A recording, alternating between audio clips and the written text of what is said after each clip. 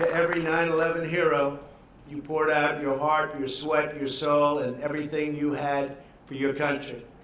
You ran toward the wreckage into a ball of flames like, frankly, nobody in this country had ever seen. You searched for survivors. You went back day after day and night after night to save lives and return the fallen to their families, to rebuild and recover, and to show the entire world that nothing will ever break America's spirit. Over the last 2 decades, you have endured hardship with amazing grace and incredible grit. Through it all, you care, and you work, and you love, and you will always remember all of those great families. You lift up our communities, and you remind us all what it means to stand united as one nation under God. For your entire lives, you have gone far beyond your duty to us, and today we strive to fulfill our sacred duty to you. We love you, we honor you, and we thank you. God bless you all. Thank you.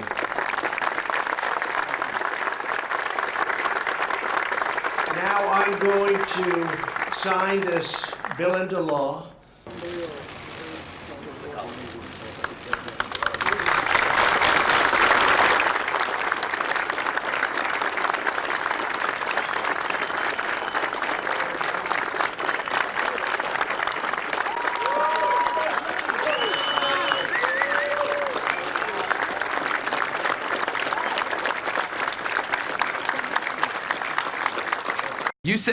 She says, her plan addresses voter concerns about the transition process by taking 10 years instead of 4. What's your response to that, sir?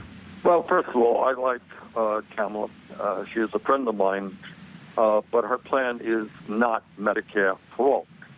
What Medicare for all understands is that health care is a human right, and that the function of a sane health care system is not to make sure that insurance companies and drug companies make tens of billions of dollars in profit. The function of Medicare for all is to guarantee health care to all people as soon as possible. She would argue that her plan addresses the concerns of Americans who are worried about banning private insurance. And she says that what her plan does is it allows those companies, private insurance companies, to operate and compete with the public option, as it were, within a much tougher system. Why is that less effective than your way? Well, the private insurance companies may be greedy. They may be many things, but they're not stupid. And the function of private insurance is not, as every American who has dealt with an insurance company knows, not to provide quality care. It is to deny claims when they can. It is to make as much money as they possibly can.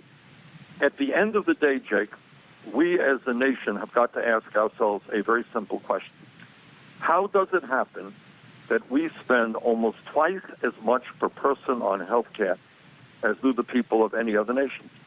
And the answer is that we allow private insurance companies and drug companies to run our health care system. Moments ago on the Senate floor, the Senate Majority Leader Mitch McConnell striking back at critics, taking particular aim at the Washington Post's Dana Milbank, who accused Leader McConnell of doing, quote unquote, Putin's bidding when McConnell blocked those 2 election security measures last week. So here is Leader McConnell from just moments ago.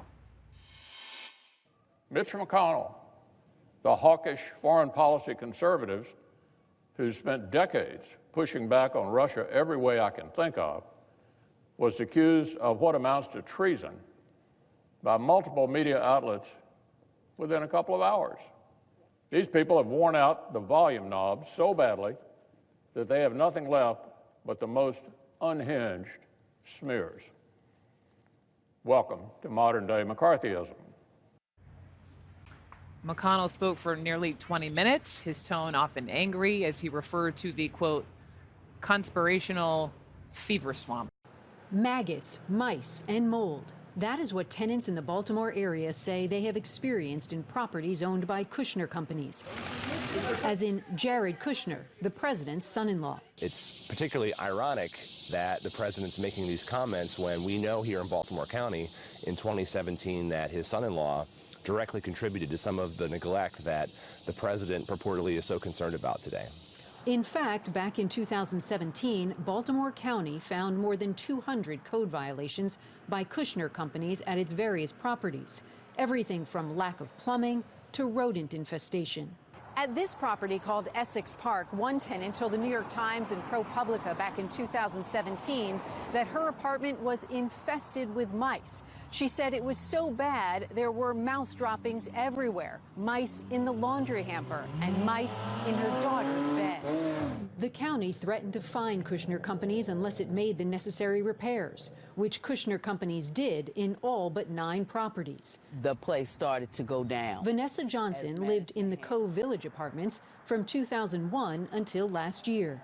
You actually experienced rats. I experienced rats. The rats were in my ceilings. You could hear them walking. And so what was it like to hear rats at night? Oh my God, it was crazy. I could hear them gnawing, but you can't see them, but I could hear it. And it just made me crazy. In a statement to CNN, Kushner Company said it invests substantial amounts in the properties and is proud to own thousands of apartments in the Baltimore area, calling it a high-quality residential experience for their tenants. Meanwhile, now a class action lawsuit is moving forward on behalf of 30,000 tenants. One tenant even claiming paying their rent in full did not prevent them from receiving illegal and predatory notices seeking payment of additional, often illegal fees under threat of eviction.